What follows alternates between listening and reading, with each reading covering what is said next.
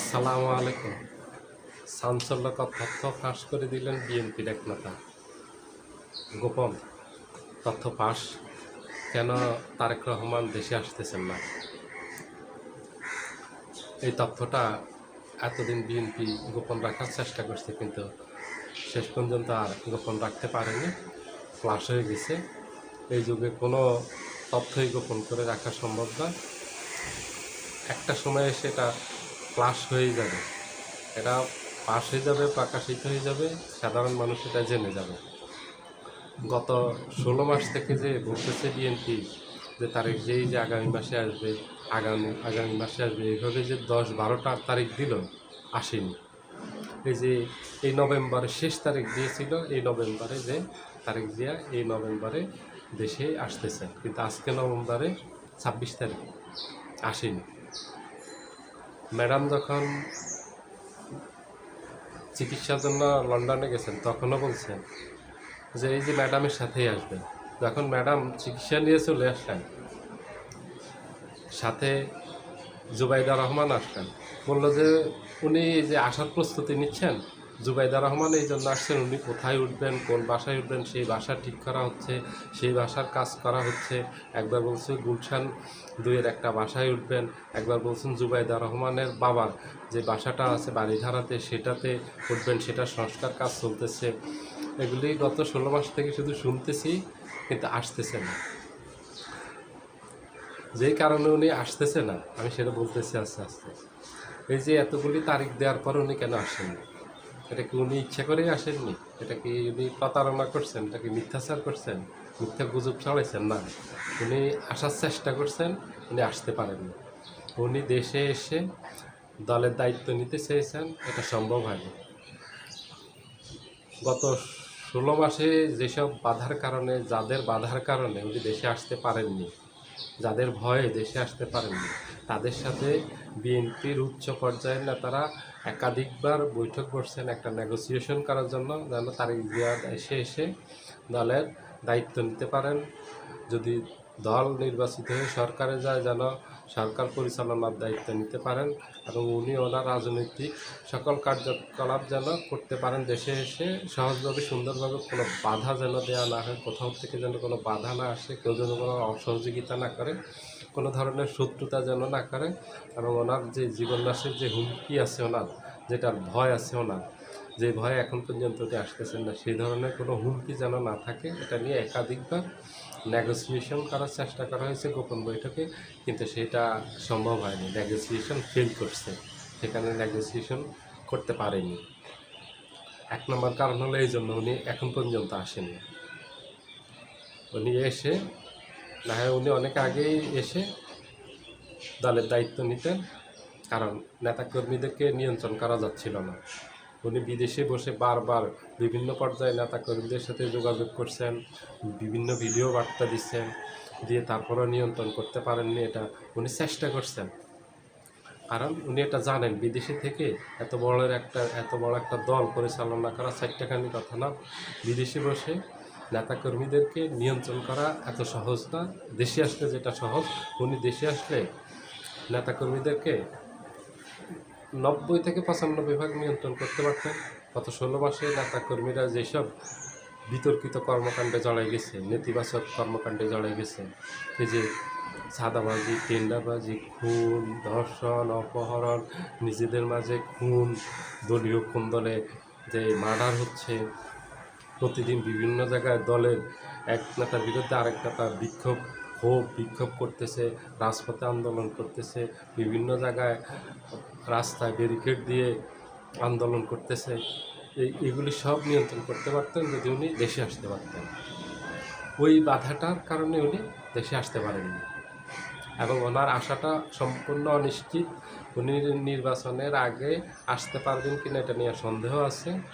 যে গোপন তথ্যটা যিনি পাশ করেছেন, উনি বলছেন নির্বাচনের আগে উনি আর আসবেন না, আসার সম্ভাবনা নেই, যেহেতু সমঝোতা হয়নি। দ্বিতীয় কারণ হলো উনি না আসার, যেটা যদি ওই বাধাটা নাও থাকতো, উনি যদি দেশে আসতেন, তাহলে বিএনপি ক্ষমতায় যেত না। কারণ হলো এই 16 মাসে যা করে ফেলছে বিএনপি নেতাকর্মীরা, মানুষ বিএনপি থেকে মুখ ফিরিয়ে নিয়েছে। আগামী নির্বাচনে বিএনপিকে ভোট দিবে না, কারণ বিএনপির যে নেতাকর্মীদের এই যে অপকর্মের কারণে, এই যে সন্ত্রাস চাঁদাবাজ এই করার কারণে এগুলির যে একটা প্রভাব পড়ছে জনমনে, যে একটা আতঙ্ক তৈরি হয়েছে। মানুষ ভাবছিল যে আওয়ামী লীগ যাওয়ার পর বিএনপি সুন্দর ভালো একটা রাজনীতি করবে, মানুষ সমাজে সুন্দরভাবে শান্তিপূর্ণভাবে বসবাস করতে পারবে, মানুষের জানমালের নিরাপত্তা থাকবে। বিএনপি আওয়ামী লীগের মতো ওই ধরনের সন্ত্রাস চাঁদাবাজি খুন খারাপি, ওই যে ভয় ভীতি আতঙ্ক তৈরি করা সমাজে, ওটা করবে না। কিন্তু দেখা গেছে আওয়ামী লীগ যা করছে বিএনপি তাই করছে। এই কারণে বিএনপির জনপ্রিয়তায় ধস নামছে। আগামী নির্বাচনে বিএনপি ক্ষমতায় না যাওয়ার সম্ভাবনা খুব বেশি। এই রিপোর্টগুলি ওনার কাছে আছে, কারণ এগুলির একটা টিম আছে, ওনার একটা টিম আছে যারা এই জিনিসগুলো দেখভাল করেন এবং ওনার কাছে রিপোর্ট দেয় যে দলের জনপ্রিয়তার বর্তমান অবস্থা কী, আগামী নির্বাচনে দল কী ধরনের ফলাফল করতে পারে, কত আসন পেতে পারে, কোন জায়গায় কোন প্রার্থী জনপ্রিয়তা কেমন, যাদেরকে নমিনেশন দিয়েছেন এরা বিজয়ী হয়ে আসতে পারবে কিনা, এই জিনিসগুলো নিয়ে সার্বক্ষণিক ওনার সাথে যোগাযোগ রাখা হয়। ওনাকে টাইম টু টাইম এগুলোর রিপোর্ট দেওয়া হয়। এই রিপোর্টগুলিতে দেখা গেছে যে বিএনপি আসার সম্ভাবনা খুবই কম আগামী নির্বাচনে, এবং যত দিন যাচ্ছে ততই বিএনপির জনপ্রিয়তা কমতেছে। কী কারণে জনপ্রিয়তা কমতেছে সেখানে সবগুলি উল্লেখ করছে। এই যে সন্ত্রাস চাঁদাবাজ টেন্ডারবাজ খুন খারাপি এগুলির সাথে জড়াই গেছে, দলীয় অন্তঃকোন্দল আছে এবং বিতর্কিতদেরকে নমিনেশন দিয়েছে।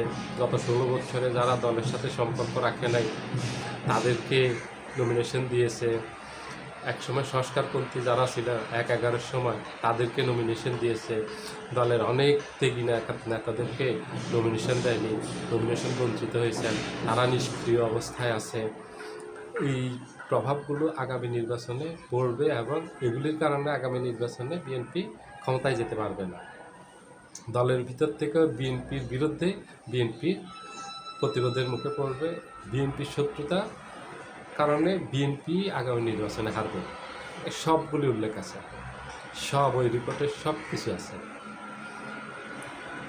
একেবারে A to Z যা আছে সব সেখানে আছে। কী কারণে বিএনপি ক্ষমতা আসতে পারবে না, এটার জন্য উনি আসবেন না।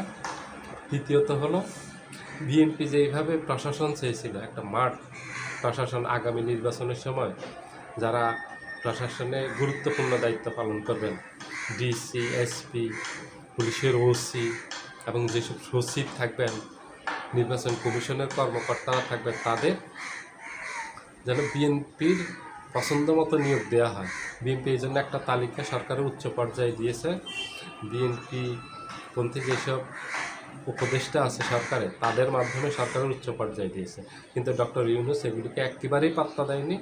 উনি ওনার মতো প্রশাসন সাজাচ্ছেন যেন আগামী নির্বাচন সম্পূর্ণ সুষ্ঠু এবং নিরপেক্ষ হয়। আমাদের দেশের মানুষের কাছে এবং বিদেশিদের কাছে যেন এই নির্বাচন গ্রহণযোগ্যতা পায়, প্রশংসিত হয়।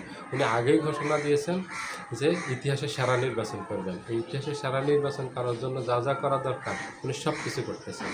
উনি নির্বাচনকালীন প্রশাসনকে সেইভাবে সাজাচ্ছেন যেন কোনো সমস্যা না হয়, কোনো বিতর্কের সৃষ্টি না হয়, কোনো প্রশ্ন কেউ করতে না পারে, যেন নির্বাচনকে প্রশ্নবিদ্ধ করতে না পারে, তার জন্য উনি সকল ব্যবস্থা নিচ্ছেন। এর ভিতরে উনি এসপিদেরকে নিয়োগ দিয়েছেন লটারির মাধ্যমে, যেটা নিয়ে কোনো বিতর্ক নেই। ডিসিদেরকেও একইভাবে নিয়োগ দিবেন, ওসিদেরকেও একইভাবে নিয়োগ দিবেন। ডিসিদেরকেও হয়তো 2-1 দিনের ভিতরে নিয়োগ দিবেন, ওসিদেরকে ধাপে ধাপে আগামী 2-3 সপ্তাহের ভিতরে নিয়োগ দিয়ে দিবেন। এগুলি পর্যায়ক্রমে চলে আসতেছে। আর নির্বাচন কমিশন সেইভাবে সাজানো আছে, সচিবদেরকে সেইভাবে সাজানো আছে। বিএনপি যেহেতু তার সাজানো যেভাবে প্রশাসন চেয়েছে, মাঠ পর্যায়ে থেকে শুরু করে একেবারে সচিব পর্যন্ত, ওটা বিএনপির হয়নি। তাইলে বিএনপি আগামী নির্বাচনে ক্ষমতা আসতে পারবে না, এই জন্য উনি আসেননি। এই রিপোর্টগুলি সব ওনার কাছে আছে, এগুলি সব তথ্য ওনার কাছে আছে, যার কারণে উনি নির্বাচনের আগে আর দেশে আসবেন না। আর নির্বাচনের আগে এসে যদি উনি দায়িত্ব নেন দলের এবং নির্বাচনে বিএনপি হেরে যায়, তাহলে এই সকল দায়িত্ব ওনার উপর বর্তাবে। বিএনপির পরাজয়ে সকল দায় দায়িত্ব ওনাকে নিতে হবে এবং এই দায়িত্বের কারণে পরাজয়ের কারণে এবং ওনার দায়িত্ব নেওয়ার কারণে ওনার এই রাজনৈতিক জীবনটাই ধ্বংস হয়ে যাবে, ওনার রাজনৈতিক জীবন হুমকির মুখে পড়ে যাবে আগামী নির্বাচনে যদি ওনার কারণে ওনার নেতৃত্বে যদি ক্ষমতায় আসতে না পারে। কারণ গত 17 বছর থেকে বিএনপি ক্ষমতার বাহিরে, আগামী নির্বাচনেও যদি ক্ষমতায় আসতে না পারে তাহলে এই বিএনপিতে ভাঙন দেওয়ার সম্ভাবনা খুব বেশি থাকবে এবং দলের নেতাকর্মীরা দল ছেড়ে বিভিন্ন দলে যোগদান করা শুরু করে দিবে। এটা করবে, এটা হবে। দীর্ঘদিন এত বড় একটা দল ক্ষমতার বাহিরে থাকলে ওই দলকে এই যে সব নেতাকর্মীকে ধরে রাখা এটা সম্ভব হয় না। গত 17 বছর সম্ভব হয়েছে যেহেতু হাসিনার বিরুদ্ধে সবাই এক ছিল, সেটা একটা অজুহাত ছিল হাসিনা, এখন তো হাসিনা নেই, তাহলে এখন কেন পারেনি? তখন সকল ব্যর্থতার দায় দায়িত্ব তারেক রহমানকে নিতে হবে এবং এটাতে ওনার রাজনৈতিক ক্যারিয়ারই ধ্বংস হয়ে যাওয়ার সম্ভাবনা আছে। এগুলি চিন্তা করে উনি দেশে আসতেছেন না। সবাই ভালো থাকবেন। আল্লাহ হাফেজ।